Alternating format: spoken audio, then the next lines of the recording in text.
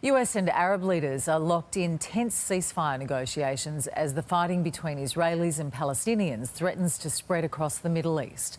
While Israel and Hamas battled for a fifth straight night, fierce confrontations engulfed the West Bank, leaving at least 10 Palestinian protesters dead. It also triggered clashes on Israel's border with Lebanon. And 3 rockets were fired towards Israel from Syria, an ally of the Jewish state's arch-rival Iran. In Gaza, a call to prayer is drowned out by the deafening roar of Israeli airstrikes. This one targeted a Hamas security compound. Another pummeled a bank affiliated with the Islamic militant group. Israel coordinates these strikes from above and on the ground where troops have amassed along the border. It says it only targets members of Hamas. But today, more civilians became victims. 32 children are among more than 130 people killed in Gaza since Monday.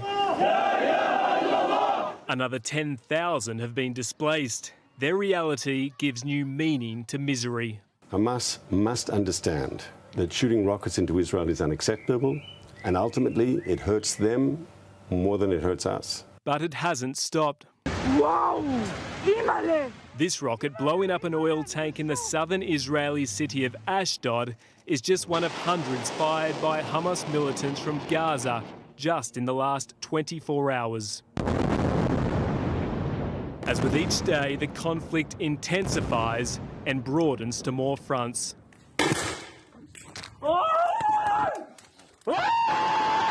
Across Israel, Arab and Jewish neighbours are turning on each other.